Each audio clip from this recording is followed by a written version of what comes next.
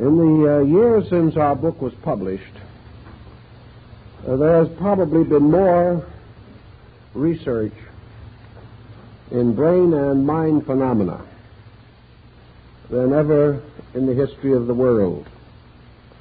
Yet going over this material, at least in summary, it is noticeable that very few really new conclusions have been reached. We know much more about the functional manifestation of mental energy than ever before. But as to the essential nature of that energy, as to the essential meaning of the classical terms used in religion and philosophy to explain or to describe the basic facts of existence, in these areas, very little has actually been accomplished. I note one rather interesting trend that perhaps is worth mentioning. The tendency today to avoid the term consciousness in the preparation of a learned thesis. The tendency is to be afraid of the implication of that word. Also, that under this one term, we have grouped so large an area of specialized meanings that the term is no longer comprehensive or comprehensible in an effort to make a factual statement. This brings us, therefore, to one of the important areas of our discussion this evening. We are dealing with two chapters of our book relating to the brain and also relating to the symbolism that has survived for us concerning the power of the release of the consciousness at death. So let us try to be somewhat orderly and pay tribute where we can to modern form and modern usage, and begin with a study of consciousness. Now, it is obvious that this is a highly controversial field, and we have no intentions of being dogmatic. Yet in all controversy, the various aspects of a problem must be presented. We use the term consciousness in philosophy particularly to represent a very abstract principle, a principle of universal awareness, a universal state of which things have some nature of and in themselves, from which they are able to gradually evolve faculties and powers involving discrimination, thought, reflection, and memory. That these must exist as seed principles cannot be denied, because we are able to observe the consequences of the growth of these seeds in the development of organized forms of life. We are aware, for example, of the existence of a vast archetypal pattern in the universe. This archetypal pattern indicates a plan or a purpose, and to plan and to purpose, these are aspects of the works of consciousness. Plans do not arise in the absence of cognitional principles. That which has no existence of itself cannot plan the existence of any other thing. Thus we come to a classical point as quickly as we can, namely that there exists everywhere in space, substance, and essence a universal animating power. that this animating power possesses among its attributes awareness and self-awareness. Awareness may be like the warm glow of a sunrise. Self-awareness, the light of the risen sun itself. We have every reason to suspect, and even science does not dare to erase this probability. We have every reason to suspect that the root of what we call consciousness is present in every molecular unit, in every cell, in every electron, and in modern terms, in every atom. That this atom, this unit, contains the potential power of awareness, and that what we commonly term the growth or unfoldment of life is made possible primarily through the continuous release of awareness in things. Thus, as surely as man grows by the unfoldments of faculties and powers, so all these faculties and powers are dependent upon the presence of a suitable energy to sustain them, to vitalize them, to ensoul them with its own interior awareness power. We may liken our problem somewhat to the mystery of a telephone.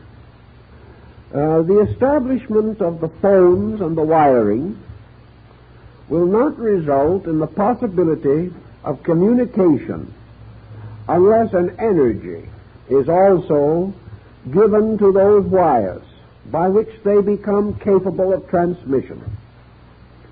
Thus, that energy must be present in practically all phenomenal activity of the universe.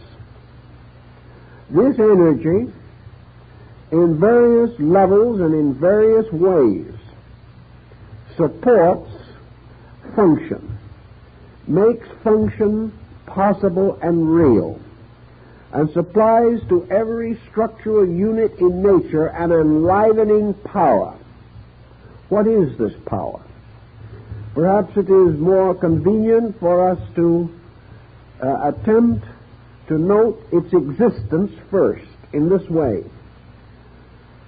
This existence can be bestowed, and it apparently can be removed or withdrawn. The state of life seems to reveal to us the presence of this inner awareness energy. The loss of life, the condition of death, seems to reveal to us the departure or the cessation of this energy. Science would be the last to assume that energy is destructible. Therefore, what we would term death cannot be regarded as a destruction of energy. And by extension, we have a strong case in the favor of the fact that death cannot be regarded as an extinction of consciousness. Death, however, is a phenomenon involved in the relationship between consciousness and a medium of manifestation. Obviously, consciousness can fail to animate a form. And when energy involving consciousness totally departs from a form, that form disintegrates. And all of its activities upon the level of our consciousness will cease. Thus we have an energy or a form of life which by its presence activates all of the composite nature of a being, and by its absence or removal causes the end of such activation, leaving that body or form inanimate, or reducing it to forms of activity far lower than that with which we are concerned in the study of consciousness. We must, however, be immediately aware that our term consciousness, involving the principle of energy, must be universal, everywhere present, and therefore can be understood as being present in forms of life lower than those of the human being as we know him. This brings us then to the next important problem. In man, we have what we call the brain. The question as to the relationship between the brain and consciousness has been a moot one for thousands of years. Man experiences the processes of mentation as occurring in his head. He senses or feels this. He senses it perhaps for real or perhaps for less valid reasons. Perhaps he senses it because so many of his sensory perceptions are grouped here. Perhaps he senses it because of the proximity of sight, so that things seen appear to enter our natures through the head. Perhaps through the power of sound.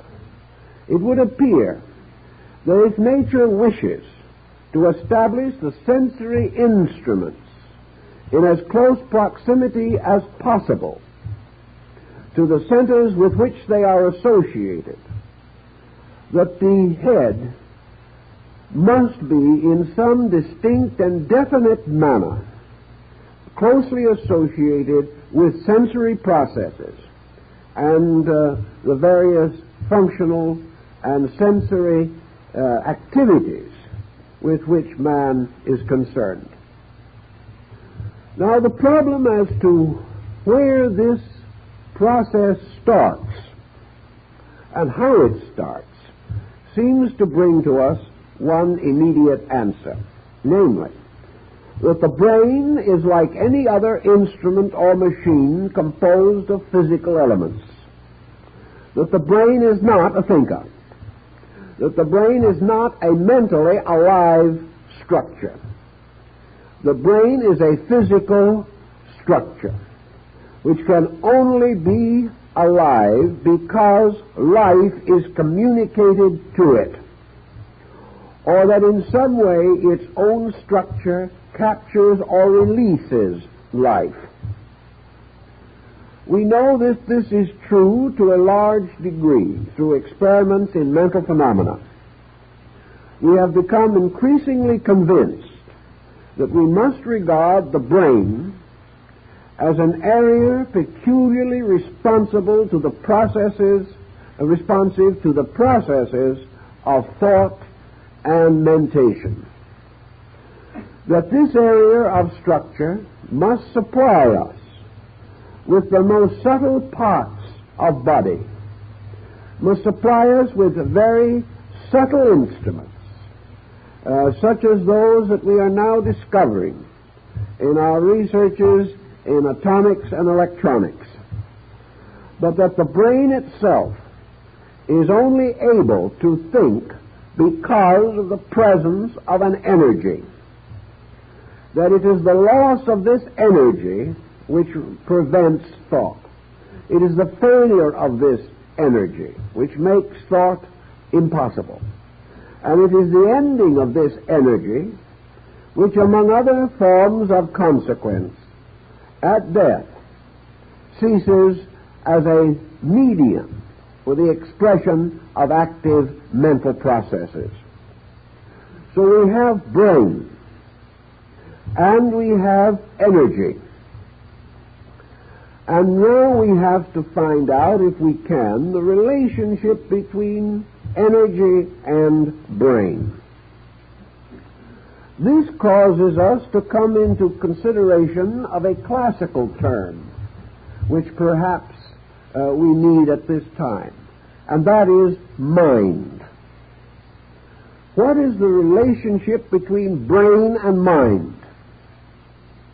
What is the relationship between mind and energy? We must assume that mind is a structure, whether we can see it or not, which is made active by the presence of mental energy, just as the brain achieves its activity through the presence of physical or nervous energy. Therefore, the mind is not identical with the brain. Yet the mind, in our periods of living consciousness in this world, always manifests through the brain, or in some way is associated with brain process. So we may say that the mind is a kind of overbrain, or a brain invisible, functioning through a visible structure. The Greeks would say that the mind is a form and the brain is a body. A form being a compound of energy and matter, in a compound more subtle, more attenuated than that of a body. So we may be dealing with a principle, and that principle is the principle of mind. Now, how shall we understand this? Oriental philosophy, I think, gives us one of the clues to it. Mind is a form of the word, or an extension into our language of the word manas, which in turn is a synonym in Sanskrit for the name or term for man. Man, manas. Therefore, the mind is a human instrument, peculiar and natural to that degree of evolutionary process which we call human. Mind is therefore a kind of body, invisible, but essentially rooted to the humanity of man. And this mind becomes, so to say, the overself, the archetypal being. And according to most systems of philosophy that believe in the survival of an intelligent entity after death, it is this mental entity which survives. And it is the belief in many philosophical systems that the mental entity is the superior entity, and at least relatively speaking, the true entity. And that therefore this entity, by union with body, causes mental activity to be released through brain. This mental activity, as the term implies, includes the activity principle itself. Therefore, a mind is also a vitalized area. It is a subtle structure sustained by energy, even as the brain is a grosser structure, also sustained by energy. Now, it is reasonable and not difficult to recognize that there must be, and always have been, degrees of relationships between various life forms in nature. We cannot assume the existence of space and then of man. Man must be bound to space by certain bonds and ties. Space, moving in upon man, must achieve union with man by means of a series of emanational forms or structures. Thus, between two very different forms of life, there must be intermediate forms, forms which partake of one or the other to some degree, but make of their own natures bridges across which energies can move. Pure energy, therefore, striking the brain of man, might keep this brain alive but would not bestow upon this brain any mental processes. It is therefore essential that consciousness or life or energy moving into the brain structure of man must first pass through a mental conditioning, and that it is this mental structure which finally forms the tie between energy and brain. Therefore, mind is mentally conditioned energy. It is energy which has evolved into a mental integration. It is energy in its aspect of thought. And it is furthermore energy which, as thought, has created an instrument for its own expression, an invisible but real instrument, the instrument we know as mind. If this is then a reasonable assumption, we can then explain or understand how mind, overshadowing brain, can cause brain to become an instrument for the release of mental processes. Now, in this procedure of mental process, what is mind, essentially? Is mind the same as consciousness? No. Mind is very obviously and definitely conditioned.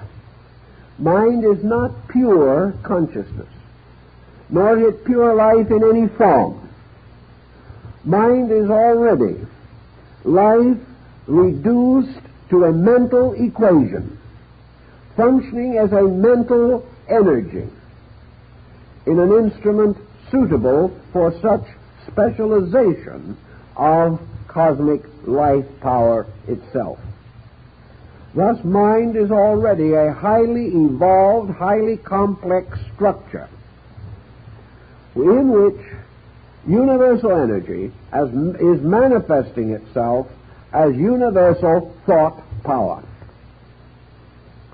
If we go on just a little further with this, we can then see how it might well be that the mental entity, or that part of the rational being which is mental, can have an existence apart from body, can be associated with it, can unfold and evolve through it, can depart from it, and in so doing destroy the effectiveness of the brain, but in no way change or alter its own nature.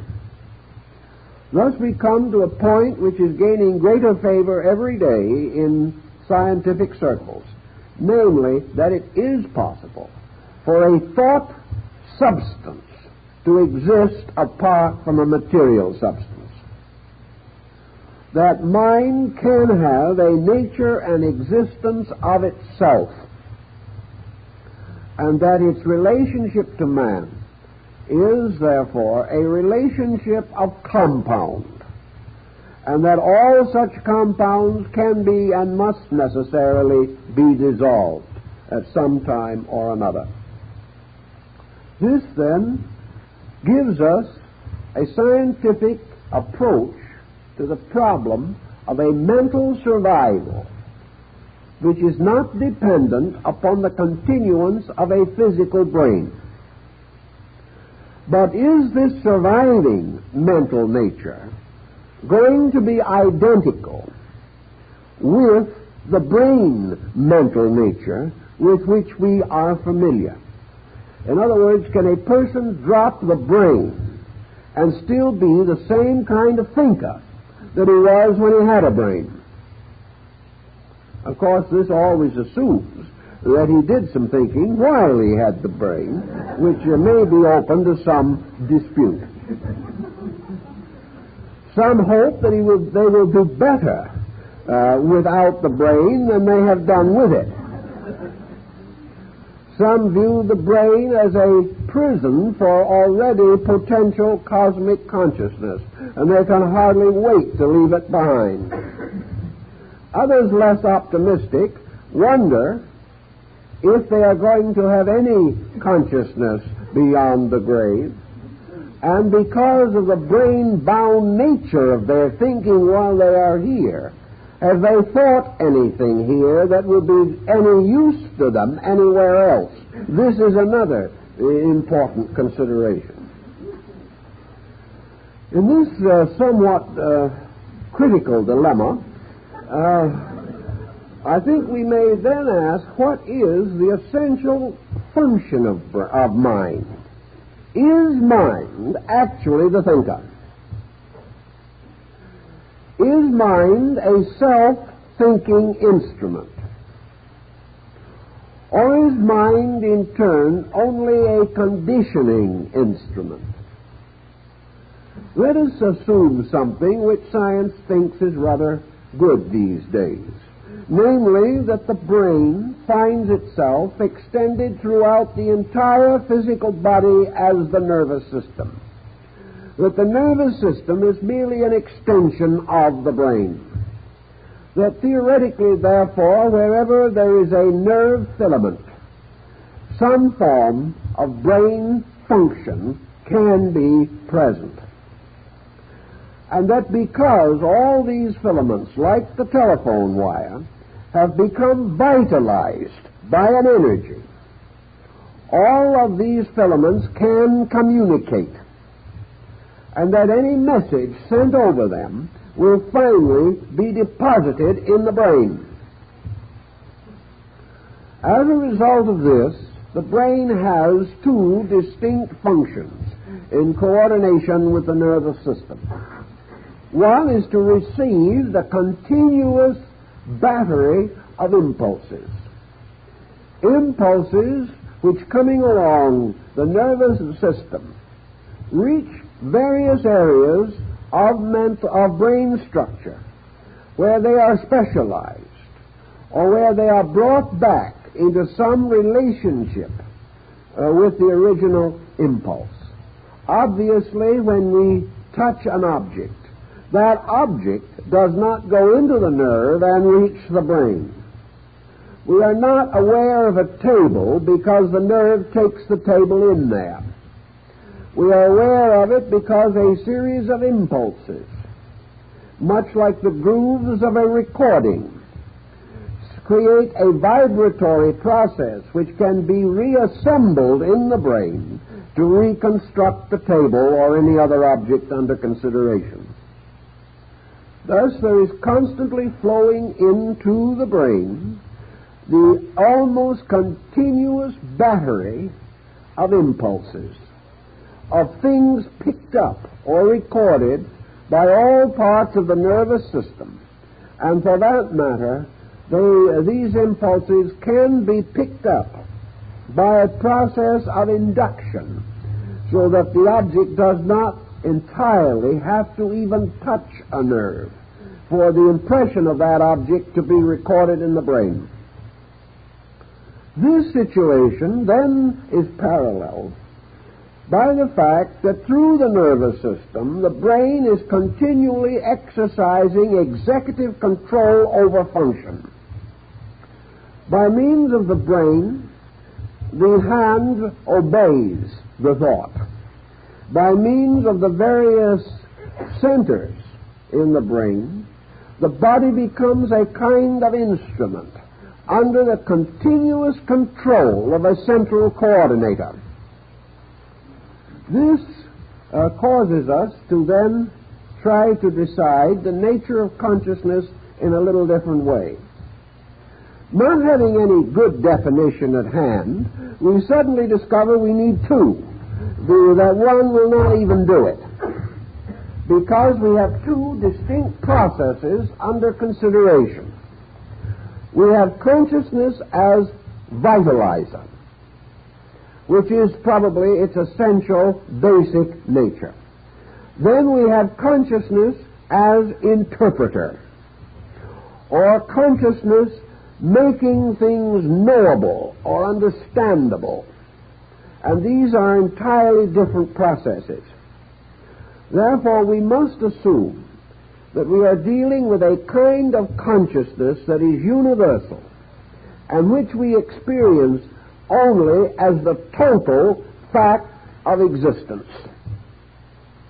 then we are dealing with a conditioned consciousness, which we experience in the terms of knowing and self-knowing. The generalized type of consciousness makes us alive. The more specialized type permits us to go to school and learn. And these two are not the same. One is a very much specialized and limited aspect of the other.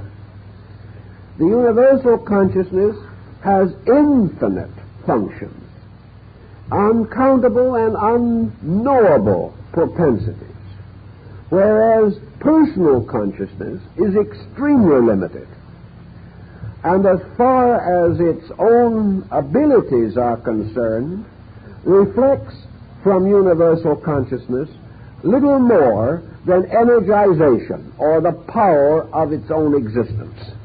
The rest is comparatively a result of lesser function. The brain, being, as it were, the gateway to the mind, becomes the intricate machinery by means of which sensation, recorded by the peripheral nervous system and the sensory structure, sensation is carried into the brain field, and here a series of processes begin which end in the individual experiencing certain reactions, certain inevitable processes. Thus, objective consciousness is the consciousness of the power to experience, the consciousness of the power to be aware of certain particular special happenings. All of these happenings within the field of awareness provided by the nervous system of the physical body. In speaking of consciousness, therefore, Buddha, rather pessimistically, describes what we call consciousness as nothing more nor less than the alchemical product of sensation.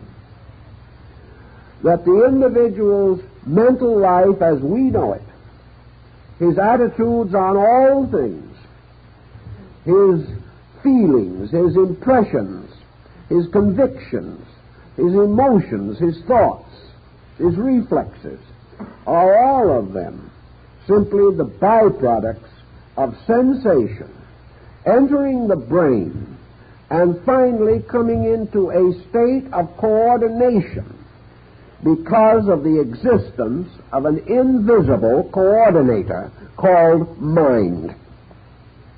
That mind is therefore the coordinator of sensation. The brain is the instrument for the recording of sensation. But the brain of itself cannot coordinate anything any more than one of these elaborate human, or rather mechanical brains that we have devised lately can in any way rationalize or be reasonable. Their function is left entirely to such processes as can be mechanically achieved. These may in turn or in time produce patterns that are highly indicative of facts, but unless man comes in and interprets the machine to his own purposes, its statistics are of comparatively no value. Certainly they are of no value to the machine itself. Therefore, in this process, man plays the coordinator, and the machine plays the brain. This is perhaps as close to it as we can come in a common everyday analogy. Considering this process, then, we may say that what we call consciousness is a result of sensation entering in, being coordinated, and in the process of coordination, being transformed from a series of impulses to a kind of compound idea or attitude. This attitude, in turn, moving back out through the nervous system, becomes the guide of conduct. Thus, the individual, from his sensations, creates his attitudes, and by his attitudes, he directs his life. The attitudes with which he directs life, in their turn, bring him into contact with new and different patterns of sensation. These, in turn, are carried back into the brain, arranged by the coordinator, and released as modifications of conduct. All this process summing itself up in a simple statement of an individual: that is the way I thought it was yesterday. Today I have changed my mind. The only reason why we change the mind is because through the sensations and through the coordinating power of the brain, some new circumstance has been brought to our awareness, a circumstance which requires a modification of our previous state of awareness. Buddha carries this a little further and uses the wheel of the doctrine, the Dharma chakra, to represent this process. And all we have to do to see exactly what he meant is to assume that this wheel is one of the wheels in a squirrel cage. That actually we continue to run and run and run, and the wheel turns and we stay where we are. This process, this cycle between the acceptance of sensation and the release of attitude, which in turn, causing new sensational evidence, causes again modification of attitude. This process is the area in which the average individual's so-called alleged consciousness is locked. When he says, "This I believe," he is speaking only from this sequence of sensation producing in its turn modification of the previous evidences of itself. When the individual says, "This I am," his so-called I amness is merely the calculated conclusion of his mental coordinator concerning himself. It has nothing to do with that which is not to be sensed, examined, explored, or interpreted by this coordinator. Man looks into a mirror, sees his own likeness, and says, "Obviously, here I am." This is considered to be direct thinking. But the only reason he is able to say, "Here I am," is that a series of sensory testimonies have been carried to the brain. Cut these testimonies off so that the individual is aware neither of the mirror nor of himself.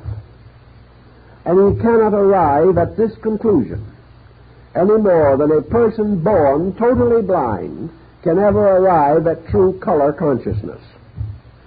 It is only because of the faculties we possess and their use according to the laws governing these faculties themselves that we are able to come to certain definite conclusions about our own existence, the existence of other things, the past from which we came, the present in which we now live, and the future which we hope for. These things all exist because of the continuous cyclic interplay of sensation and rationalization through mental alchemy. If this be more or less reasonable, and there is much evidence to sustain it, particularly in the field of abnormal psychology, man remains today what he has always been, a being who does not know himself, who has no way of actually becoming aware of his own true nature. Because it is obvious that this true nature cannot be fully comprehended on the basis of the sensory cycle. Man cannot experience the invisible part of himself. He does not know how. It will not be discernible to any sensory perception. And for lack of this ability to capture it within the net of the five senses, the individual cannot know about it. Therefore, what we term speculation on these subjects is merely the pressing of the familiar along back toward the unfamiliar. It is the imposing of the world of senses upon the unseen universe that cannot be comprehended. Therefore, we merely project our physical thinking into space and call it metaphysics. This is what it essentially amounts to. It is our own pattern that simply seeks for solution by the rarefication of its own accepted processes. We see this in the study of all primitive culture, where God emerges as king, merely the extension of the tribal chieftain. Always deity is the hero or the chieftain or the patriarch we have known plus. And this plus is achieved in art by putting a halo around his head. It's the best we can do with it. But when we put the halo around his head, we tell everyone the explanation of the halo, and it becomes a word. And this word says, I am not human. I am superior to that which is human. Thus we put wings on angels, not because we've ever seen any with real feathers, but because we wish it to be known that we are not dealing with literal human beings. And not knowing how to draw an angel in proper person, we draw the most attractive human being that we can, and then make it an angel by the adding of wings, much as the Mayas made a verb out of a noun by also adding a wing to signify energy. So we are pushing these sensory conclusions backward. And we are trying continuously to penetrate the unknown by the brute force and awkwardness of sensory intensity. But we are blocked for the reason that the mental coordinator cannot coordinate that which the senses do not bring in. The mental coordinator has no existence apart from the process of coordination itself. So we experience it because we use it. If it was not used, it would vanish from our awareness and we would not know that it exists. Thus we have now the brain, and we recognize the tremendous mystery of this structure. We realize that in many respects it is one of our most valuable possessions.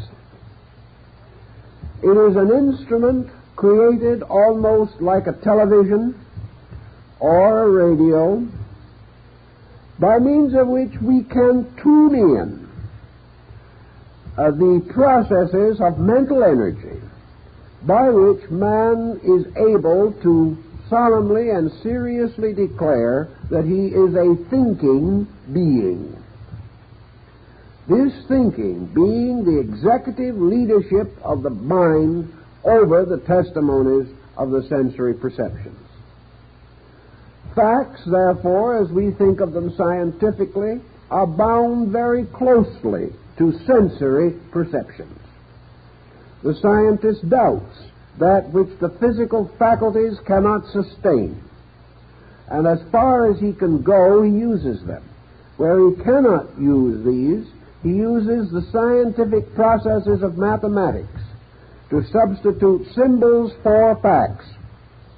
and to call upon the highest available resources of the mental coordinator.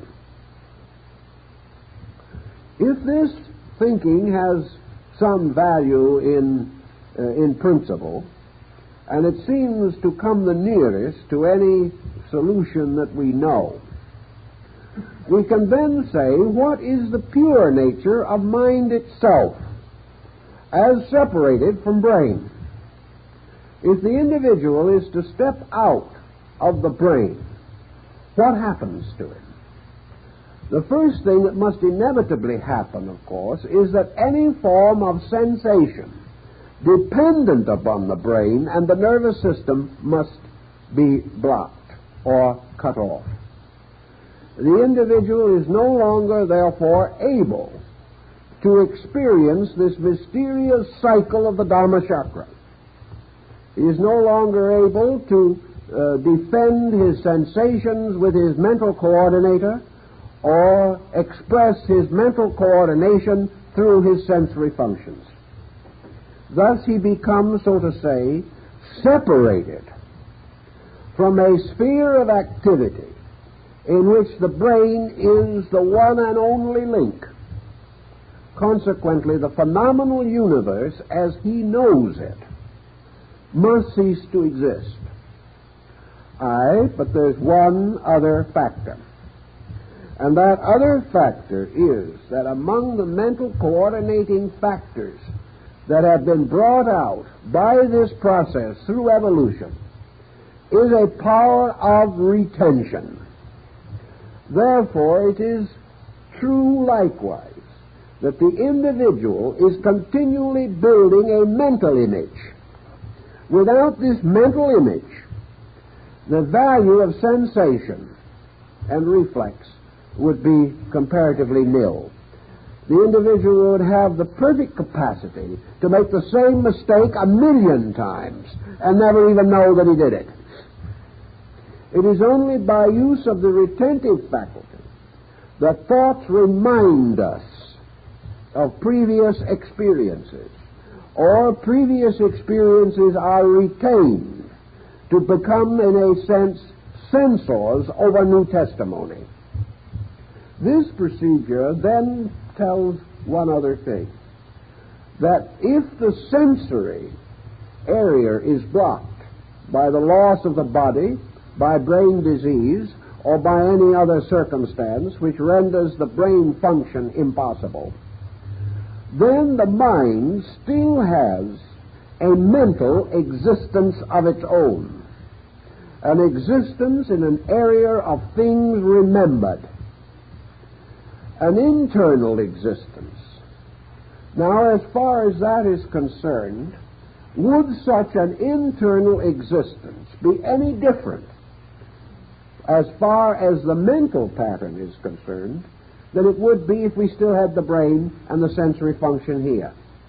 Actually, the world around us does not enter into us. The world around us simply becomes the basis of these experiences, which, carried along the lines of the sensory perceptions, become organized in the mind into images, ideas, and patterns. Consequently, the power of the mind to image is not destroyed by the loss of the body.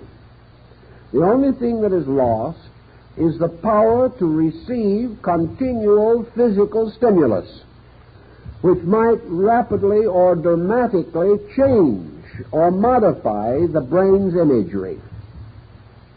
Buddhists make a great point of this in connection with the after-death state and in the use of their great religious ritual of the bardo, the equivalent of the Egyptian ritual of the dead. The concept here being that the mind can retain the imagery of its own processes and will retain the estate which it has achieved by the interpretation of sensory phenomena, and that this will continue and will survive and will ultimately be capable of informing a new body. so that the individual's mental life can be transferred from one form to another. And being so transferred, it retains that degree of judgment or coordination which it has previously attained. And when the new brain is available, it simply continues to receive further stimuli and to coordinate these in terms of its own attainment until finally the brain theoretically can attain to the full possession of this mental process, so that in certain persons of apparently great wisdom, the brain seems to be superior to that of the average individual.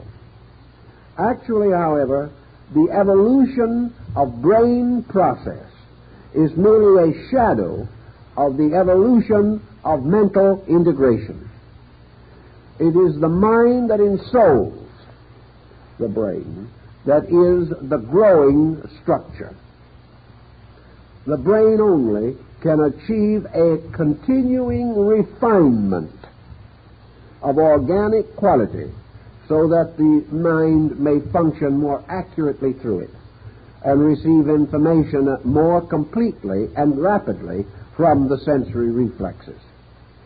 This ends in what many Eastern philosophies have believed, in the peculiar blind end of the mind gradually gaining an estate of itself, so that there is a kind of immortality conferred by mentation, and that the mind theoretically as an entity can go on growing, experiencing through a sequence of brains which it inhabits, until finally the mental being attains a very high degree of refinement, a very high degree of skill in estimating phenomena. But all the way through, even in its most reflective moods, the mind still retains its essential problem, that of dependency upon sensation for the stimulation of its resources. Now, how then can we identify or separate mind from mental brain phenomena? How are we to discover the nature of mind as it is? This was one of the reasons for the development of the theory of contemplative or meditative discipline. It was the belief of ancient peoples that the mental entity could best be experienced in its own nature by the gradual reduction of the influence or pressure of brain sensation stimulation. Thus, in quietude, in the gradual attainment of discrimination, in the reduction of the intensity of sensory existence, it became evident that less and less phenomena would be communicated to the mental entity.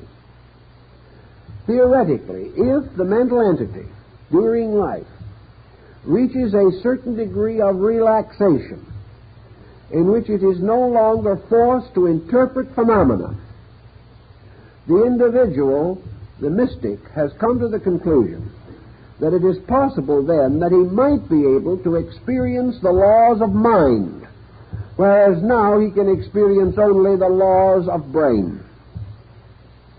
If the mind has an existence apart from the body, then it has an existence of itself, which is not to be merely the shadowed reflection of physical circumstances. And the mind, having its own mental life, can produce a kind of mentation in which the laws of mind, the laws of the mental state of knowing, which are best expressed in the concept of reason or the concept of true judgment or the concept of abstract creative mentation, these processes come to the individual who is able to break the continual tyranny of sensation, which, bombarding the mental equipment all the time, forbids the mind to express its own nature, but permits it only to express the reflex of our own purposes. As this procedure goes along, the mystic holds very strongly to the conviction that the mind processes, as they relax and become unconditioned by environment pressure, begin to develop these capacities which we associate with the mystical experience or some higher divine state of being. Beyond the mind remains the unsolved mystery of consciousness itself.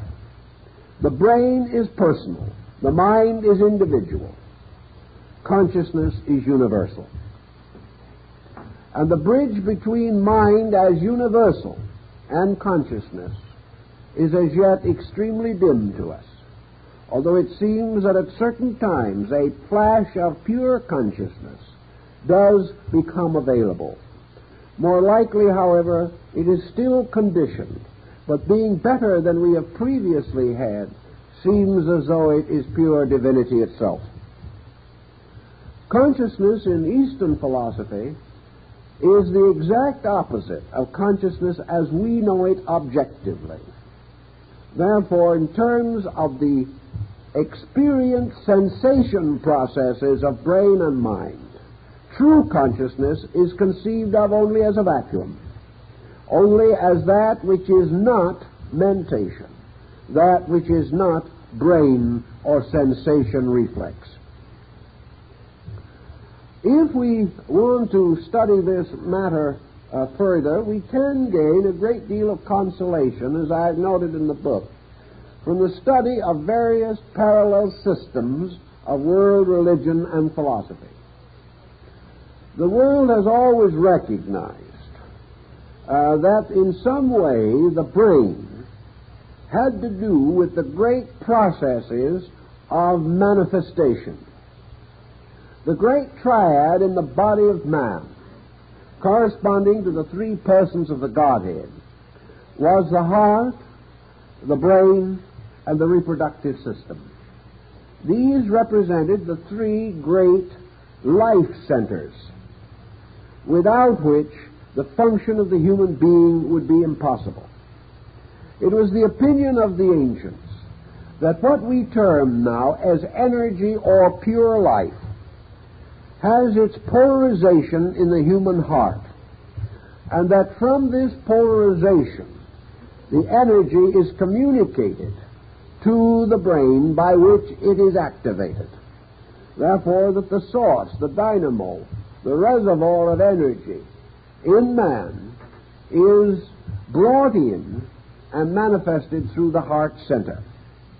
That this in turn is then distributed throughout the body, and a specialized aspect of it becomes polarized in the brain, and the other or negative aspect becomes polarized in the reproduction of the species. This balance of energy would then cause us to assume that if we could go deeper than the brain in search of a center for consciousness, that we would turn and must turn to the heart. That the heart, therefore, lies behind the manifestation of energy which we know as brain mental energy. If, therefore, a superior nature possesses the brain with its mind, it possesses the heart with its consciousness. And the heart is to the consciousness what the brain is to the mind. This consciousness the ancients called spirit, and they therefore assumed that the spirit had its abode in the heart, the soul, which included the entire psychic nature, in the brain, and the energy or vitality in the great generative complex of nerves. In this way, a triad was established. And we can then continue, perhaps even with the thought from the Bible, as a man thinketh in his heart, so is he. That behind mind is this heart complex, through which the consciousness of a being manifests and becomes the total possessor of body, and as the complete autocrat, then permits the polarization of its own purpose in the brain as the mental focus. Now, it is reasonably obvious that during the processes of life, the brain is active. That this activity has what we have suggested as this kind of round-robin process. This process of the wheel turning. And then we come to the problem of how the mind is associated with the brain. Does the mind impose itself completely on the brain? Does the mind envelop the brain? Does the mind hide itself in certain cells of the brain? Is the mind lurking in the mysterious ventricular openings of the brain? This was the more common thought of the ancient. He held definitely that the most attenuated part of the brain must be the part which links it to the next superior and still more attenuated energy. Therefore, that in all probabilities there might be within the brain itself no cell, no physical unit, which could be appropriately used as a pole for the mental principle. If, therefore, there is any, the ancients made a rather subtle use of the old story of the tabernacle in the wilderness, in which they divided the wanderers' temple of the Jewish tribes in the wilderness into its three parts: the court, the holy place, and the Holy of Holies, declaring these three parts to represent, in a sense, the parts of man's body. That within the body itself, within the area of the body, there were two principal rooms. The holy place, which was the body as an instrument, and the Holy of Holies, which was the cranium, or the skull. And that this was, as the Greeks said, attached to the body by an isthmus called the neck. I think that's a rather nice way of saying it. An isthmus. We all know how it would sound if someone said, well, I have a pain in the isthmus. It might also be a good way of putting a certain well-known phrase in case you are having social difficulties. In any event, within the Holy of Holies was the Ark of the Covenant. The Ark of the Covenant consisted of these two cherubs kneeling upon the surface of a great chest-like box. The cherubs faced each other, and their wings met overhead. And the space beneath their wings was called the mercy seat. And it was here, between the wings of the cherubs, that the Shekinah's glory, or the presence of the Lord, was made manifest. The Shekinah's glory did not appear in the box, nor did it take over either of the cherubs, nor did it have an image of its own, for no image was permitted of it. It appeared in a space between these cherubs, whose meeting wings above resembled very closely the structure of the two hemispheres of the forebrain. Within this space, inside, the brain, overshadowed by these two great brain lobes, is a series of ventricles, of which perhaps the most commonly referred to and best known is the third ventricle. It is in this ventricular space also that we find the location of the two great ductless glands of the brain, the pineal and the pituitary body. In the ancient beliefs, Albertus Magnus held this opinion, so did the great artist Leonardo da Vinci. It was the common belief of the great Arab physicians and scholars of older time that in some mysterious way this ventricular opening, this hollow place, this room, this secret abode of the Most High, this wonderful palace built upon the Palatine Hill, the palate being the upper part of the mouth, that here we have the place where the superior principle, in this case the mental principle, has its closest possible relationship with the body.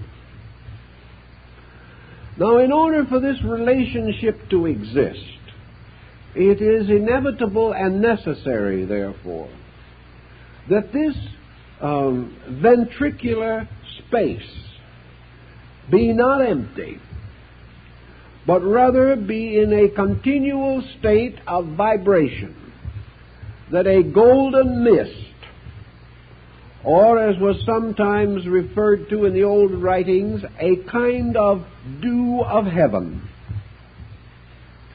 that this actually had to fill this ventricle, and that in this mysterious glow or light, the Shekinah's glory, which in all probabilities is the original of the halo around the head,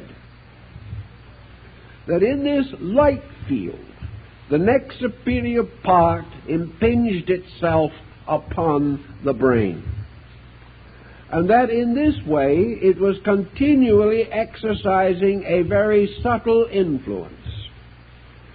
And into this area, according to the older beliefs, the sensations poured, and in this area they were coordinated. Leonardo da Vinci, in one of his wonderful drawings of the cross-section of the human brain, he anticipated Vesalius slightly, but did not carry the point as far as this great anatomist. In one of his drawings, following earlier custom, of course, Leonardo labels the central ventricular orifice of the brain the place of the community of the senses. He calls this, of course, where the senses are in common. And, of course, we preserve the term by saying common sense. That this is the field of the common sense in man. Well, now we all realize that the field is in a sad state of decrepitude at the present moment, but that perhaps something could be done to reclaim it. The common sense in this case does not mean judgment that agrees with the masses. Common sense means a place where these various processes meet in some common ground, a coordinating area. And Albertus Magnus and Thomas Aquinas were both of the opinion that it was in this central area, this central ventricular space, that all confusion and discord concerning sensory perception had to be arbitrated, and that out of this arbitration came reasonable opinion, or attitudes that were themselves common sense, or arising from the common testimony of all senses. Now, if we use that definition today, who would claim common sense? Who could say common sense if it meant that it was a common and honest union of the testimony of all senses opinions, attitudes, beliefs, and desires. That therefore common sense was as near as we can attain to the truth of the matter, because all of the elements of the matter have been honestly estimated and fitted together into their most reasonable pattern. This automatic process is said to go on continuously. But with the possibility of the mental impingement being therefore in the field of this energy, we can say, what kind of energy are we now dealing with? The answer most likely is the field of the nervous energy of the body. For it is into this as into a reservoir that must pour all of the sensations which have been gathered by the nervous system, specialized and put back into semblance of reasonable appearance or reasonable coordination by the brain structure itself, and then dispatched to this central region for interpretation, for classification, and for judgment upon the matter. The brain does not judge. The brain turns it all over to the mysterious oracle that abides in the shadow of the Most High. And therefore, as the priest of the ancient tabernacle rites entered into the Holy of Holies to there ask the will of God in all matters, so we may say that the brain, to achieve the interpretation of sensory testimony which it has assembled, must for this purpose call upon a power superior to itself. And this superior to itself power is present because of the impingement of the mental nature upon this sensitized area, which is a highly specialized electromagnetic field within the brain. If this is assumed out of ancient symbolism to be not an unreasonable conclusion, we may then suspect that there is a reason for the very subtle membrane which is curiously placed in this area, a membrane which could have a function of almost a God ear.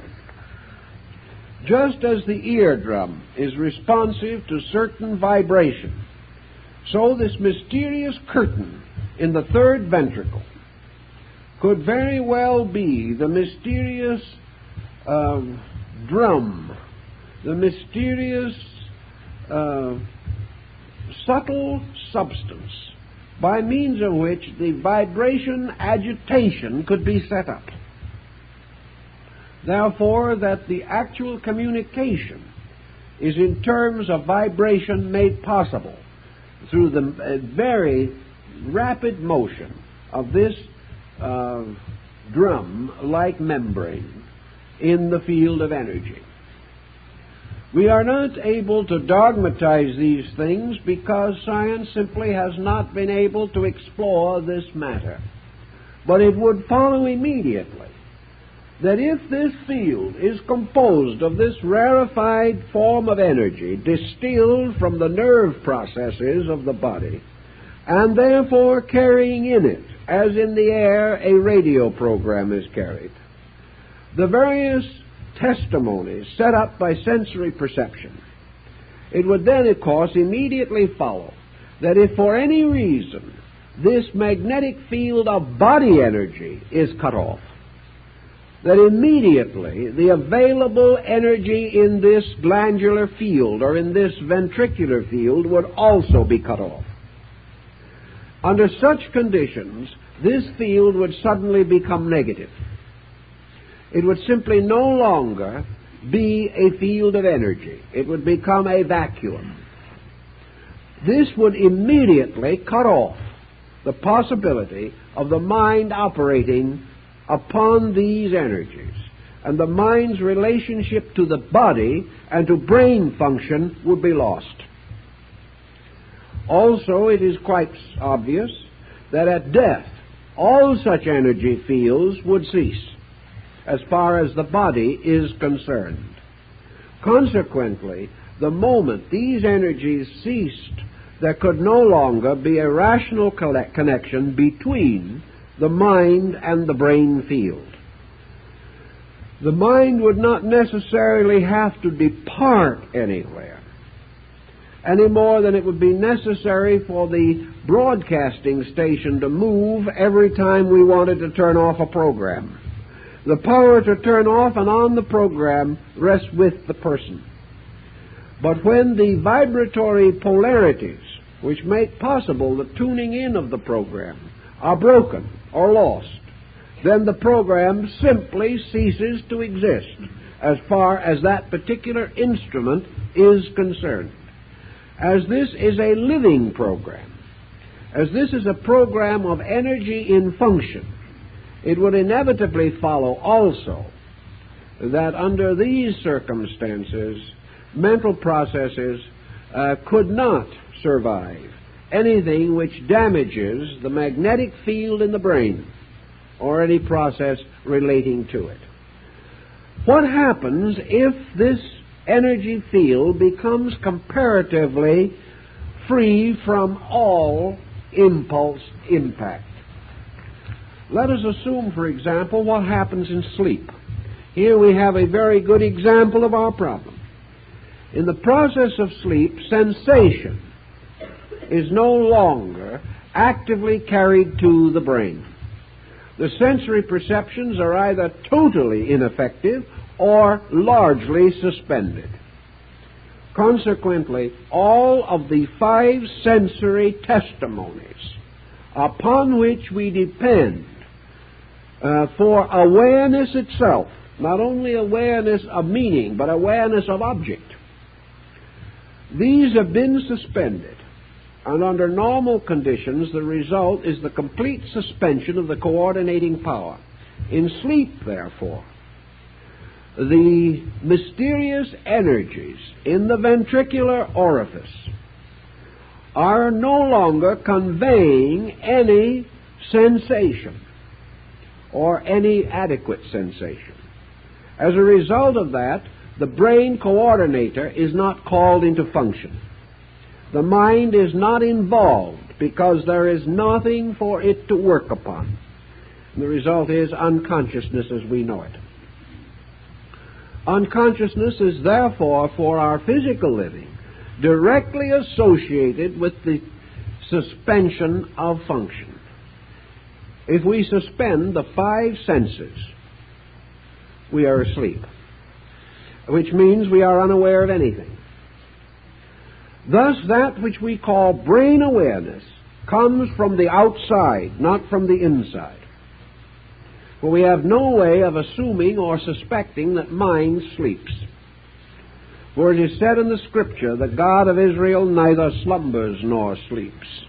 And that is the same power that was between the wings of the cherub. What happens, however, is that mind, separated from the pressure of brain stimulus, simply returns to its own native state. And that native state cannot be consciously experienced by the brain. This then leads us to the problem of the release of the psychic life from the body, part of which I think we've already clarified in the process of going along, but which we want to try to fit now into a more condensed picture. According to most of the ancient thinkers, and most of our Eastern thinkers also, what we call objective or human physical consciousness awareness is essentially distributed throughout the body and throughout all areas nourished by the nervous system. It therefore means that essentially man's physical body is physically conscious in all its parts. Part of this consciousness, however, is not understandable or acceptable by man, inasmuch as the gamut of human interpretation is limited. And as man ascends the ladder of evolutionary mental specialization, he must leave off one by one the lower rungs. He can no longer share in the consciousness of the primordial atom. He can no longer actually share in the consciousness of the evolving creatures through whose life principles he himself has passed, because he cannot again escape from the actual boundaries of his processes. And man is man. Therefore, his consciousness is involved in the relationship between his brain and a mental energy or a mental being of human estate. Therefore, he cannot escape from this area of consciousness.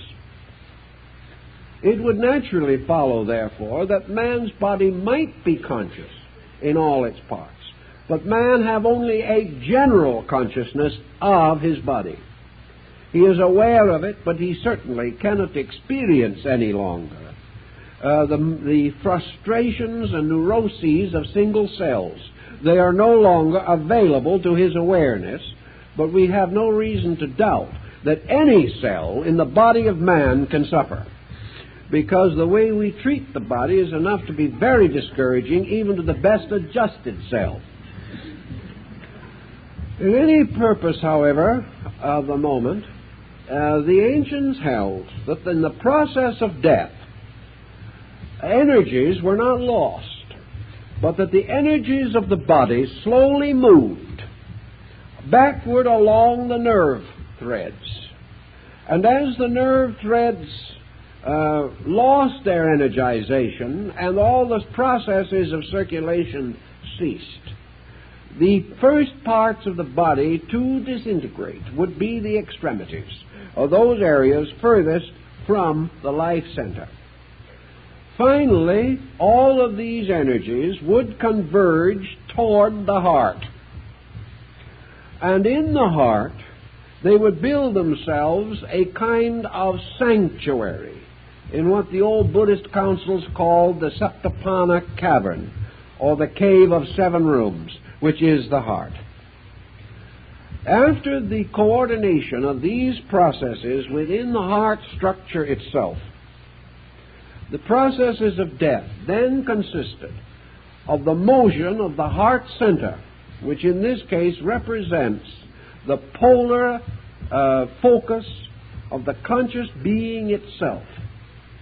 That this heart center then moved up the pneumogastric nerve into the brain, and that in the brain it then gathered up all of the energies and resources of the mental life, continuing on its journey, passing out at the rear top of the skull into the atmosphere of space from which it came. And researchers have indicated that the body may show warmth at the crown of the head after it is not to be found elsewhere. And of course the tonsure, or the shaving of the head, the mysterious ornaments and decorations worn by priests of antiquity, the ornaments and symbols associated with death, as for example down in our own Southwest, the placing of an inverted bowl over the head at the time of burial, but always with a small hole knocked in the bottom of the bowl so that the soul could escape. These symbols seem to go back to archetypal convictions. Once the body has proven that it can no longer sustain the consciousness or is no longer able to function adequately, the processes of deterioration in the body close in upon the functioning of these areas or fields. And as a result, these fields cease to animate. And as soon as the energy in these fields ceases, the superphysical principle can no longer retain relationship with the body to which it was previously connected. Therefore, it is actually the body that closes the door. It is the body which no longer provides these fields or these areas. And the principles operating on the body or through the body or in the body gather themselves into their own sources and gradually depart. In departing, we simply mean that they cease to have conscious connection with the body. The body is then no longer theirs. It no longer is aware of them. And in only by interior imagery is it or the consciousness aware of the body. Although there appears to be some evidence of temporary sympathetic relationships between the magnetic fields and the body. These relationships, however, are normally very brief. The failure of these fields has simply made it impossible for the superior nature, so to say, to continue to impinge upon the body. Therefore, the body is no longer a channel for its energies. And as its own energies are not adequate to maintain it, the body then disintegrates. This means, of course, that in the old philosophies, that the problem of the state of the consciousness apart from the body was of supreme symbolic importance. Knowing that such severance must occur, we remember how Buddha in the Dhammapada, or the last great discourse, describes the situation of his own decease, how he achieved the liberation of the superior from the inferior by a conscious process of meditation, that he quietly, gently, and wisely led the mind and the superior parts of the nature out of the body, when the body had become so sickened that it was no longer able to support him. He therefore, to a measure, quietly, voluntarily achieved the processes of death by intention, and in this way quietly departed from the body.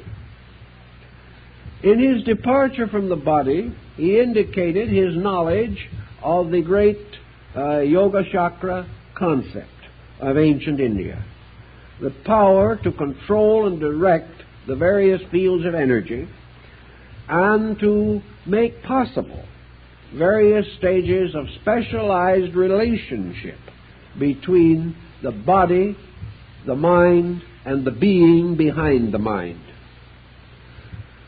In the light of our discussion last week, I think we shall then be implying that the relationship of this twofold evolutionary process is involved also in this situation. Bodies, through the processes of growth being the achieved refinement of bodies through the experiencing by reflex of the achievements of the mind inhabiting them. The mind leading the body can imply for that body an increasing participation in good. It can counsel the moderation of all practices. It can search into the secrets of health. It can also gradually overcome the principal enemies of the body, which are not physical circumstances but psychic stress. Thus the body, in the service of the enlightened mind, becomes itself permeated with higher and higher vibratory nerve energy rates. And these gradually result in the increasing refinement of the body. And as the body is composed of substances, the continual evolution of substance is attained by its continual incorporation into structures dominated by superior intelligence. Thus, the evolution of substance is attained by it being built into bodies and coming into continuous contact with higher forms of mentation, just in the same way that the lower animal kingdoms through constant association with man, have in some cases become domesticated, and in some cases again highly intelligent, highly sensitive, and apparently very little less than man in their capacity to sense, understand, appreciate, and value. Thus, by association, things become better or worse according to that with which they associate. And bodies associating with mind and vitalized by consciousness have their own cellular structures energized. Their own atoms vibrate more rapidly. And in this way, the entire mass of substance is gradually refined and therefore capable of providing ever more adequate vehicles or ever better bodies, in the sense that these bodies are more sensitive. Now, the more sensitive the body, the greater the demands upon the regulation of that body. For it is obvious that a more sensitive body, like a more highly bred animal, will be subject to more infirmities, cannot be as easily abused, cannot be neglected without the gravest results. Primitive bodies can stand much abuse. The highly civilized person cannot. There are cases of warriors in North Africa who have walked 15 miles with a bullet in their hearts. They did not even drop in their tracks. No ordinary Western person could accomplish this phenomenon, due to the much greater psychic and structural sensitivity of our bodies. This means, of course, that the body is more easily sickened, that the relations between mind and body become more subtle, that there is ever greater danger of psychological, emotional, and mental disease, where the principles and laws governing the balance and interrelationship of parts are broken or neglected. Thus, the body in its refinement becomes something that must be watched and guarded with increasing caution. For a body of lower organic quality may recover from psychic hurt in a few hours or feel practically no pain, whereas another person with the same psychic hurt may be damaged for the rest of their lives. This increasing sensitivity is part of the evolution of matter or substance itself, which is merely in reality a lesser degree of energy or a less evolved degree of energy, which must in turn evolve also, so that the smallest cell in the body becomes the potential universe of the infinite future. In thus depending upon man or the total being for the evolution of their own parts, structures contribute their own part to the manifestation of the total being. This total being is held together archetypally by the pattern of species, the archetype of man being the celebrated Adam Kadmon of the ancient Kabbalistic mysteries. There is, however, a mental archetypal being or person, and there is one of still higher nature. But this evolutionary process from brain, which is the most particular, to mind, which is the most analytical, then goes on beyond this to the mysterious X, which we like to refer to as consciousness, but which we must never confuse with the personal consciousness arising in our brain-mind chemistry. This other consciousness, this consciousness of the other side of existence, referred to in Buddhism as the consciousness of the far shore of life. This we are not able to adequately define. There seems to be no area in our own psychoglandular structure that can tune this in. The only possibility, therefore, lies in the situation of the relationship of mind with its own superior. There is no consolation in the relationship between mind and its inferior, the body. if mind can be completely cleared of body as a psychic pressure, the ancients then believed that the mind's function would be suspended to the degree that the primary impulse of consciousness would become discernible. This would be equivalent to the Tao of Lao Tzu. Tao being the universal motion.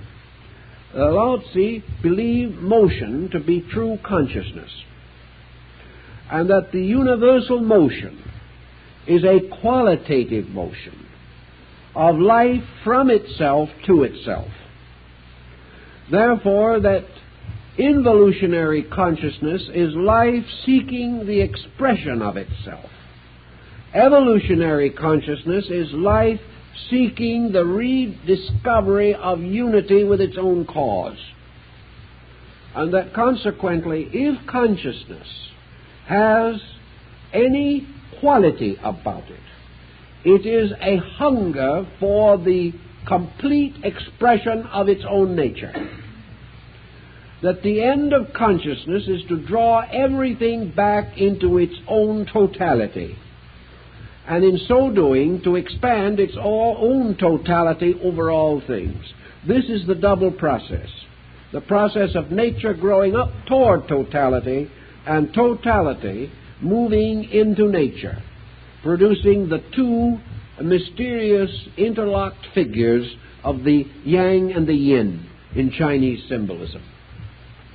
So these two striving end finally in the re-identification of the consciousness factor per se.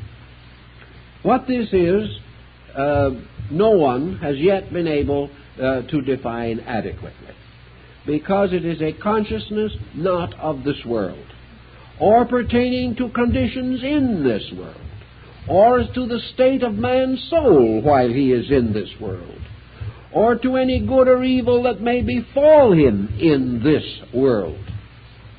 The true nature of consciousness apparently is a situation or a condition of total awareness of total self. This is not possible during the conditioned existence in which we live. I would feel that in the next 10 years, science might make some very helpful and perhaps positive discoveries.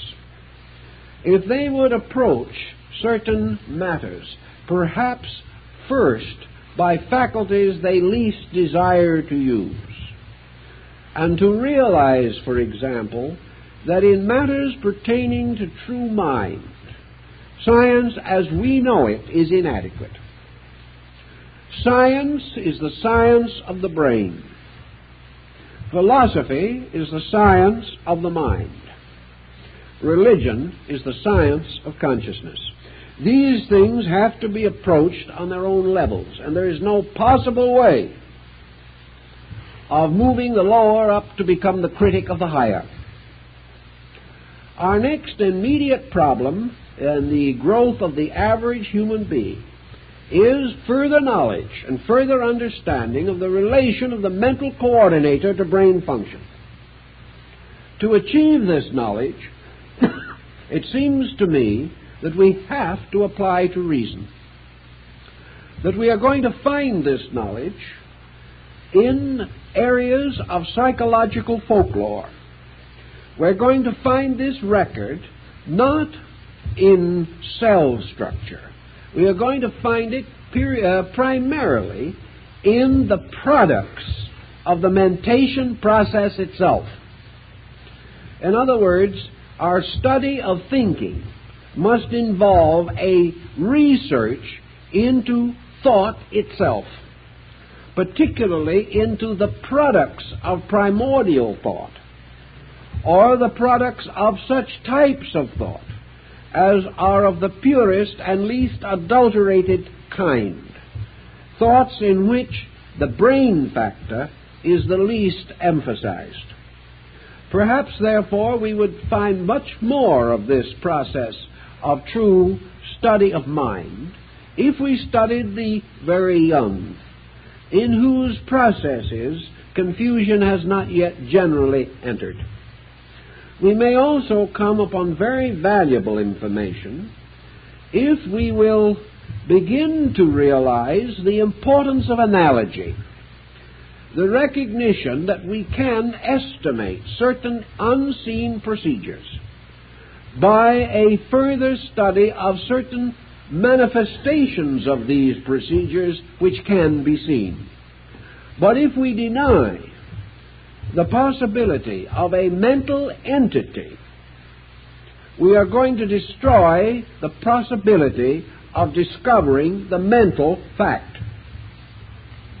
Our principal stumbling block has been the reluctance of the Western thinker to assume that intelligence can exist apart from matter.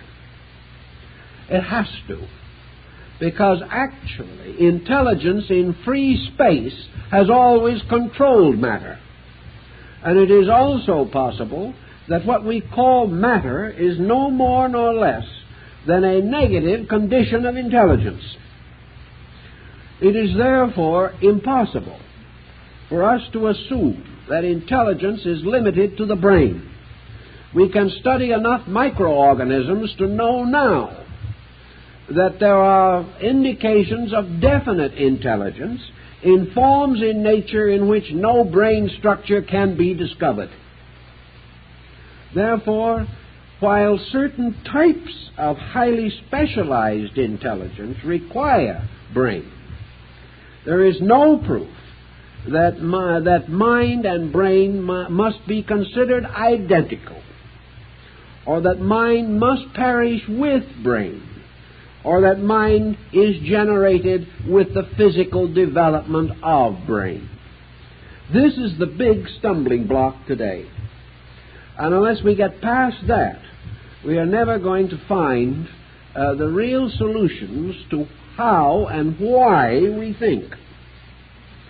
We are going to then ultimately be forced to the recognition that what we call the pure energy of mind, while it exists, is not essentially physical. It clothes itself in physical nerve energy. But this other energy is not identical with nerve energy, even as the wire of the telephone is not identical with the electricity that goes across it or through it. Thus, in our search, we must recognize that the mental energy is contributed to the brain, and that also it can in turn deprive the brain of its existence by taking itself away from the brain. That the mind is almost certainly in a condition to exist without the brain, but the brain is not in a condition to exist without the mind. The inferior must always depend upon the superior, but that which is superior can never be completely held, bound, or dominated by an inferior. Therefore, if the mind is superior to the brain, it is not subject to the law of the brain, nor is it subject to death with the brain. But having its own existence, it can have a free life in space, where, as a mental entity, it can continue its evolution, continue its growth, and in time re-overshadow or come again into embodiment. And what we call ourselves, Joe Smith and Joe Dokes, we are really this mental energy vortex, growing up under the testimony and instruction of the sensory reflexes, and naturally obligated to continue this instruction so long as the material sphere is instructive to us. But having reached a point, a condition, in which this material sphere is no longer instructive, we must either assume that the man who knows everything simply drops dead, or else we must assume that the man who knows everything takes his knowledge and goes other places where he can learn, if possible, on another level where he has not learned everything that there is to know.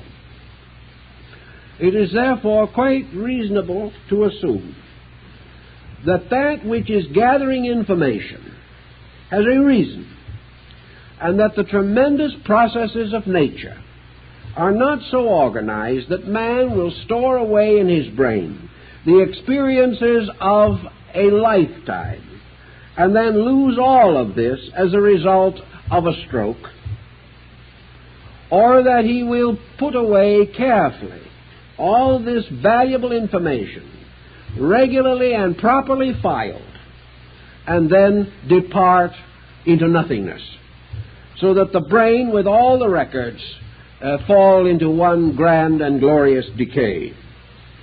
This cannot be regarded as essential. But we have this point. Assuming that the mind does carry these records, is the record of what it does here invaluable to the mind that is not here? I think it is for this reason. If the mind departing from here departed from here to everywhere in one step, then the chances are that this information so carefully garnered would be of no value.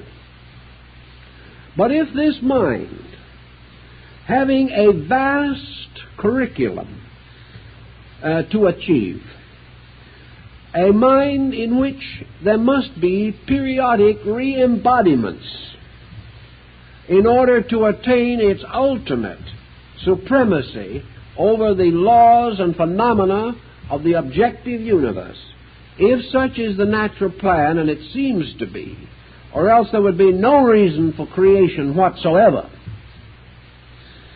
If this is true, that there is a reason, then the possession of mentally remembered facts would become of the greatest validity in assisting the individual in the direction of future conduct when he has again attained a brain.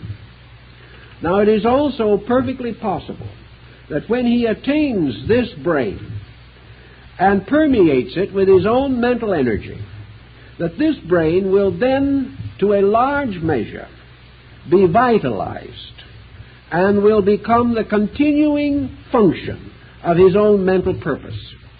There is only one catch in this, and that is that when he comes to find a new brain, he must find a brain suitable to the degree of evolution which he has attained.